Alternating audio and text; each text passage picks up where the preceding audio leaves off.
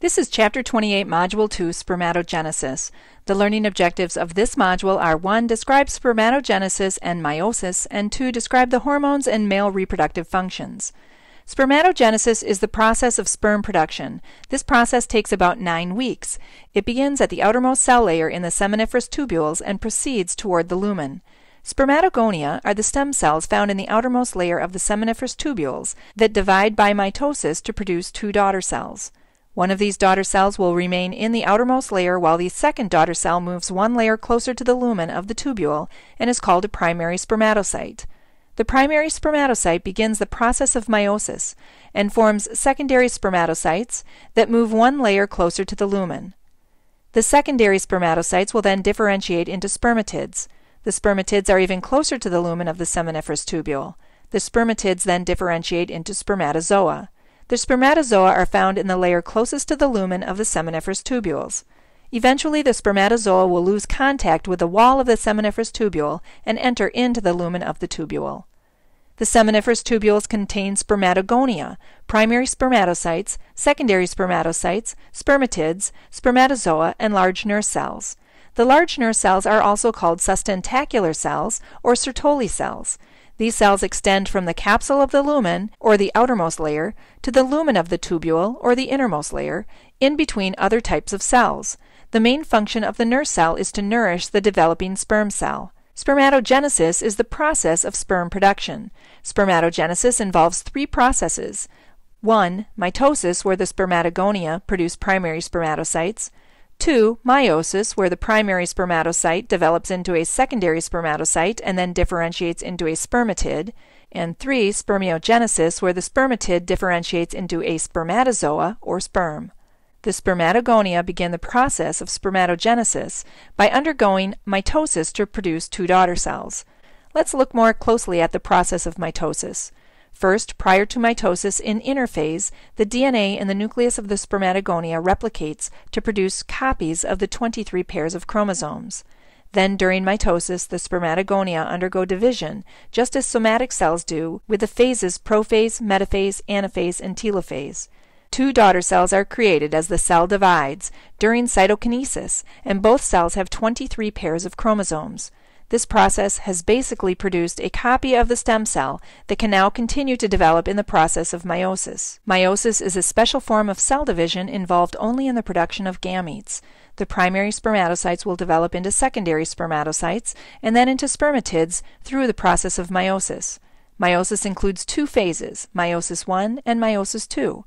At the completion of meiosis 2, 4 spermatids will be produced, each with only 23 chromosomes, rather than 23 pairs of chromosomes, half the chromosomes of a somatic cell.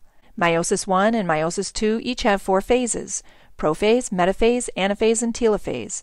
The phases in meiosis 1 are called prophase 1, metaphase 1, anaphase 1, and telophase 1. At the end of meiosis 1, the primary spermatocyte divides to become 2 secondary spermatocytes. The phases in meiosis 2 are called prophase 2, metaphase 2, anaphase 2, and telophase 2. At the end of meiosis 2, the secondary spermatocyte divides to become 4 spermatids. Between mitosis and meiosis, the primary spermatocyte is in the interphase again. During this interphase, DNA replication occurs within the nucleus just as it did in preparing for mitosis. The DNA replicate and the chromosomes attach to their duplicate copy at the centromere. The chromosome and its attached copy are now called a chromatid. Now there are 23 pairs of chromatids, with half of the chromatids containing maternal chromosomes and the other half of the chromatids containing paternal chromosomes.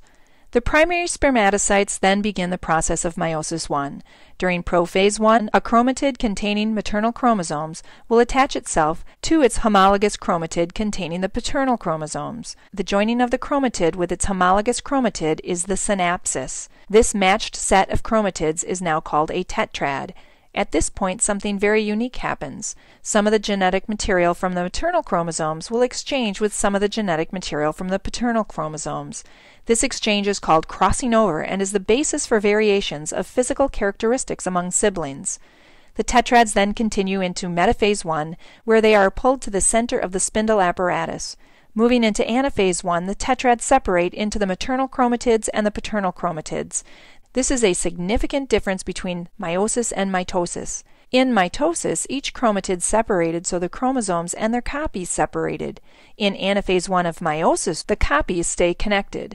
The tetrad separates into separate chromatids so that the maternal chromosome is attached to its copy, and the paternal chromosome is still attached to its copy. The chromatids will then travel to opposite ends of the cell. During telophase 1, the nuclear membrane reforms around the chromatids at each end of the cell, and cytokinesis divides the cell into two daughter cells. During anaphase 1, the maternal and paternal chromatids are randomly and independently distributed.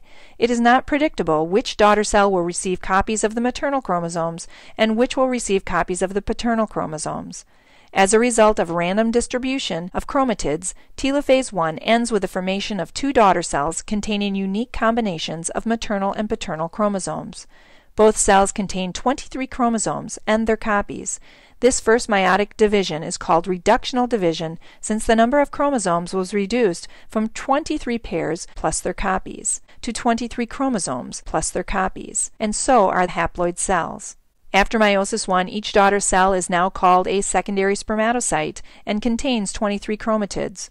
The secondary spermatocytes will enter into a very short interphase. However, during this interphase, the DNA is not replicated. At the end of this very brief interphase, the secondary spermatocytes will continue into meiosis 2. At this point, each chromatid contains the chromosome and its copy and is still called a chromatid. These chromatids will separate in meiosis 2. During meiosis 2, each cell proceeds through prophase 2, metaphase 2, anaphase 2, and telophase 2. In prophase 2, the nuclear membrane surrounding the chromatids disappears and the spindle apparatus is formed. During metaphase 2, the chromatids line up at the center of the spindle apparatus. During anaphase 2, the chromatids separate and the chromosome and its copy travel to the other end of the cell. In telophase 2, a new nuclear membrane will be formed around the chromosomes at each end of the cell. During cytokinesis, the cell itself will divide, producing two daughter cells. The daughter cells are called spermatids. Each of the spermatids contains only half the amount of chromosomes as the original spermatocyte, because the DNA did not replicate between meiosis 1 and meiosis 2. These spermatids are also called haploid cells because each of the cells only has 23 chromosomes. Also, each of the spermatids has unique DNA due to the crossing over of genetic material in meiosis 1, as well as the random distribution of the maternal chromosomes from the paternal chromosomes in meiosis 2. Two secondary spermatocytes divided at the beginning of meiosis 2, so after each divide there will be 4 spermatids. The number of chromosomes contained in the spermatids is equal, but the chromosomes and their combinations are unique between all 4. These spermatids are identical in size and each will develop into a functional sperm. Spermiogenesis is the last phase of spermatogenesis. At the end of meiosis, each spermatid matures into one spermatozoon, or sperm, and is attached to the cytoplasm of the nurse cells. At spermiation, the spermatozoon loses its attachment to the nurse cells and enters into the lumen of the seminiferous tubule. It takes about 9 weeks for the spermatogonia to go through mitosis, meiosis, and spermiation. The 4 spermatids undergo spermiogenesis to become spermatozoa.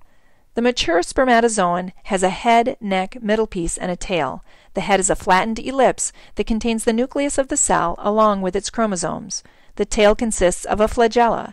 Mature spermatozoa do not contain the endoplasmic reticulum, Golgi apparatus, lysosomes, or peroxisomes. Without these organelles, the sperm cell is reduced in both size and mass, helping it to move more quickly. The DNA is contained in the head. The tail helps to propel the sperm through the female's vaginal canal. This ends Chapter 28, Module 2, Spermatogenesis.